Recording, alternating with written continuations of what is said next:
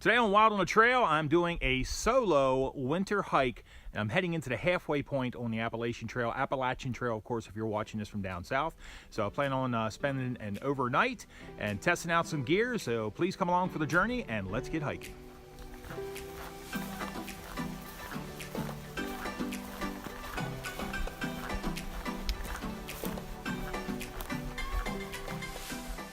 Right now it is a chilly 38 degrees on trail. It's around lunchtime. Temperature for tonight, forecast states 26 degrees, early morning hours. Wanted to take some time, get on trail, test out some gear that I have accumulated. I'm beginning to focus more on some longer distance trips. That's what I would like to do. Get out to some different trails, do some exploring.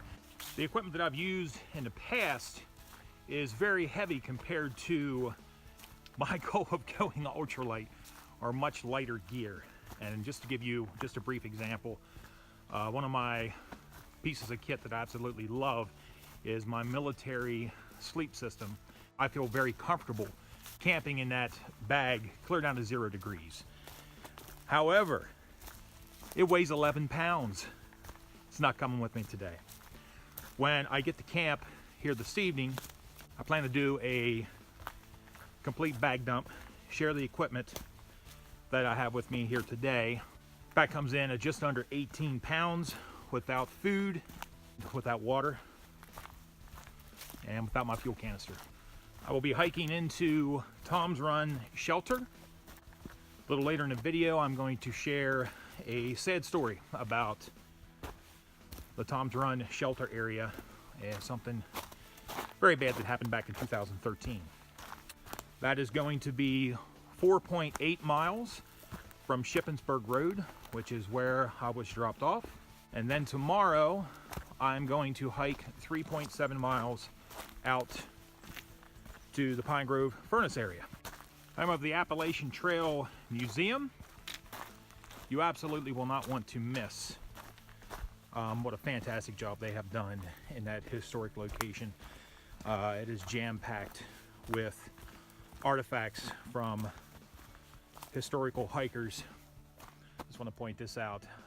Hats off to Potomac Appalachian Trail Club. They're already out here painting some fresh blazes here on the trail in mid-March. Again, home of the AT Museum and also home of the half-gallon challenge at the general store, where it is customary, if you dare, to eat a half-gallon of ice cream in one sitting. Claim bragging rights for your accomplishment of being at the halfway point of the Appalachian Trail. A lot of folks consider the official halfway point for the AT to be Harper's Ferry, West Virginia. That is technically the spiritual and psychological halfway point. If you're rolling Nobo, once you get there, you're going to realize that you have another probably 40 to 50 miles before you reach the actual halfway point for the trail. Now, the trail technically changes in length each year due to reroutes, possible land use, things of that nature. So the section of trail we're on today, we're going to share at least one historical marker for the official halfway point. I do believe there's more than one. Again, each year it changes. Now, whether or not someone comes out on trail and posts that each and every year, I'm not certain of that. However, there are some historical markers out here, and I'm going to share those with you. And here we are at our first water source. Looks like everything is absolutely free flowing. We did have some snow that's melted off the mountain here in the last couple of weeks, and look what I have discovered already. Fantastic. This is the official Appalachian Trail 2018 halfway point. This is halfway point of the AT for 2018, official length 2,190.9 miles. So from this point, Had another 1,095.45 miles to Springer or to Katahdin. This is absolutely awesome right here. There's a log book, and I'm going to go ahead and sign the log. So heading north. That's great. I know there's at least one more marker along the way.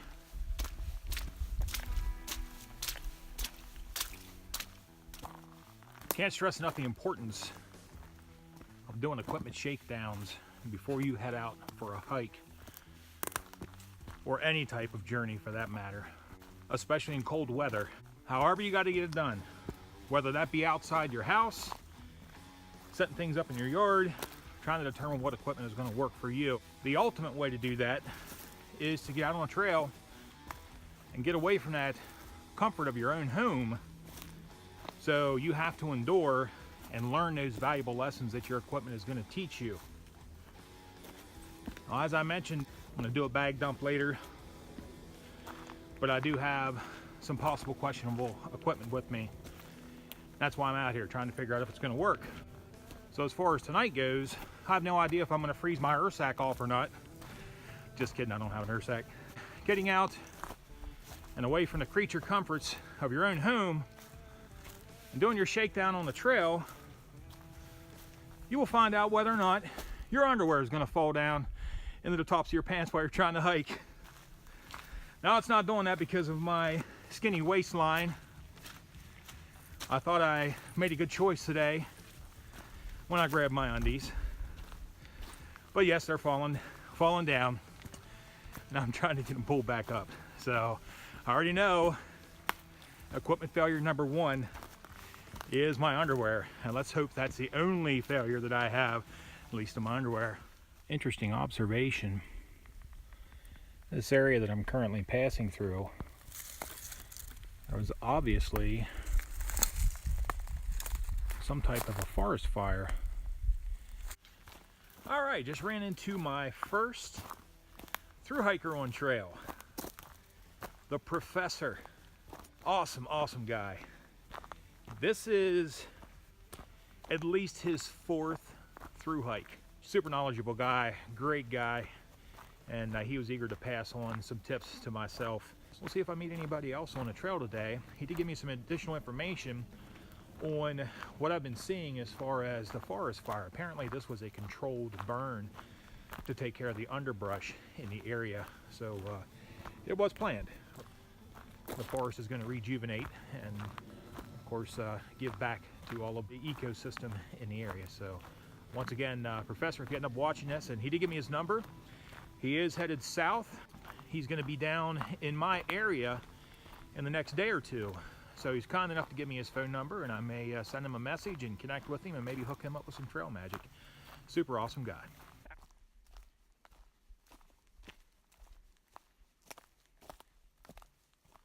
And now for an underwear update. Since I pulled them up around my neck, they haven't fallen down so much anymore, so I think we've temporarily resolved the situation. Here, the AT intersects. We have Blue Trail that splits off here. The Sunset Rocks says 2.4 miles. That is something I'm definitely going to pass on for the night. But the good news is, just up ahead, I can see the roof for Tom's Run Shelter. Let's get there.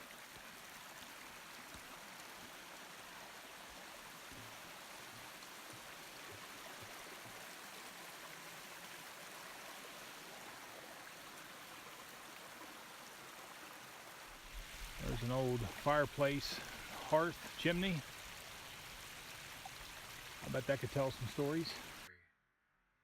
Pack dump, as promised. I took a Thermarest Z-Lite pad and cut 4 sections of it off, and that is my homemade sit pad. Up top here I do have a Columbia rain jacket that I picked up at the Goodwill store for $4. Great deal. I have 3 water bottles, 2 1-liter smart water bottles. I do have one of the smaller ones that I run up on my strap in the front. Of course, I can use a sport cap to back flush my water filter. I do have a Sawyer squeeze, and I've already used that, so I definitely want to make sure that that does not freeze tonight once the temperatures dip down. I do have the Deuce of Spades with some shit tickets. I haven't checked out the privy yet, but hopefully there's going to be some good news when I check it out. This is kind of like my my smalls bag, if you will. I've got some Gold Bond in there, some Body Glide, some medical stuff, sharpener for my knife. I do have a little fire kit in there with some Vaseline, cotton balls. I have a little fire steel in my sharpening kit there as well. Extra lighter as well. I do have some Hot Hands toe warmers. I like the toe warmers because they have an adhesive backing on them, so I can cut them into pieces and use half the kit on my socks, maybe the other half where else I choose. Toothbrush, toothpaste. Over here in the clothing department, I have some Cuddle Duds. I have discovered Cuddle Duds. Yes, ladies, thank you so much. I'm absolutely loving these, so they'll go on later. Do have another base layer short sleeve shirt. This is my down jacket. This is my 800 down Columbia jacket that I bought at Goodwill. Again, check Goodwill. $6 for this packable jacket. It's awesome. Brought some mechanics gloves with me. They do have some weight to them, but I wasn't sure if I was going to be working with some firewood here this evening. So military style balaclava. This is going to go on tonight. This is like 80% merino wool. This is absolutely invaluable tonight. I do not have a mummy style bag. Over here we have an extra pair of underwear since mine like to fall off, and a Walmart style waterproof bag that all my clothes go into. Extra pair of darn tough socks. The Sea to Summit. This is what I'm using as a food bag here for this evening. It's one of the Nano 13 liters. So I run that up on one of the bear hooks here a little bit after supper tonight. My cook kit, it's a Toke 750. I have a BRS stove. I have a homemade cozy kit. Big Agnes. It is a copper spur HVUL1. It's a one-person tent, and I've already determined that I think I need some more space. I picked this guy up off of eBay with a torn screen, fixed it for about $2, probably headed back for eBay. I hate to get rid of it because it's absolutely an awesome tent, but that's what I'm using in case the shelter was full when I got here. Sea to Summit plastic spoon. I'm going to upgrade to a metal spoon here a little bit later. I do have my tripod for my phone, set up for my cell phone. My Gregory Optic 48 bag that I picked up off of eBay, shipped to the house for $90. I absolutely love this pack so far. A set of the Black Diamond shock trekking poles. My headlamp, it is a USB rechargeable Foxelli, if I'm saying that right. Headlamp I picked up off Amazon for about $15. I really haven't used it that much. It does have red light setting on that. That was very important in choosing that, and a couple different brightnesses as far as the headlamp itself. I do have an Anker Power Core 13,000 battery bank that I'm actually charging my phone with right now. On my sleep system, I have a Climate Static V2 air mattress, air pad, and the R value is only 1.3 on it, so that is a concern of mine here this evening. I am putting down a Tyvek ground sheet. This is from my tent. That's not going to help much at all. My bag that I'm using this evening is actually a combination. I have one of the Aegis Max down bags. This is one of the more cheaper bags that are out there on the market, and what I've done is I've taken one of the double Black Diamond Costco throw quilts, and I've purchased a cam snap kit, and I've actually installed snaps on this, and I have wrapped it around my sleeping bag. I've included a foot box here in the bottom. I've done that using cam snaps. What I plan is ground sheet, air mattress. I have an SOL escape bivy that I'm going to unfold and put on top of the air mattress, which will help with some of the R value.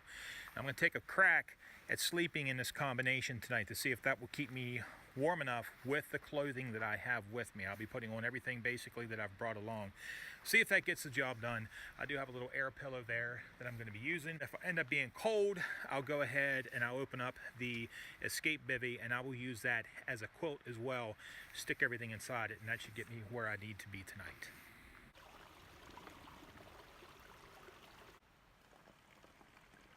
Now, this is my version of Thai peanut noodles. I added the tuna, the peanut butter, everything into the ramen. I actually reserved, if you look here, some of the ramen, and I crushed it up very fine for like a little bit of a textured, crunchy factor. If you have some peanuts, like in a trail mix, you could even crumble up some peanuts and put that on top as well. We have some fresh cilantro on there, and I've already squeezed some fresh lime, and I'm going to serve it in a tortilla. Bon appetit, everyone. Real quick tour of the Tom's Run area. There's only one shelter here, and I'm going to insert some video as to what happened to the second Tom's Run shelter back in 2013. Real sad story.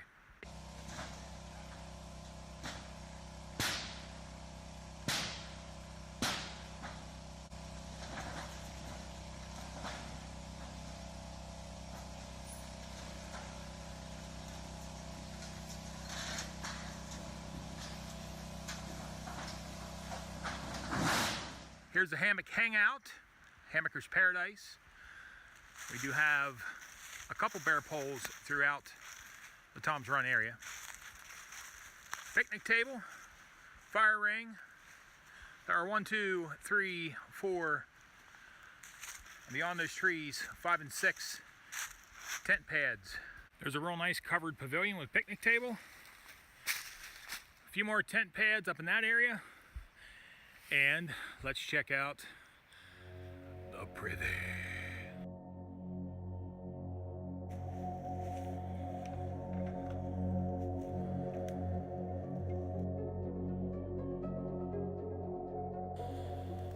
Campfire, cup of joe, an adult beverage, and a fine cigar. Life is good.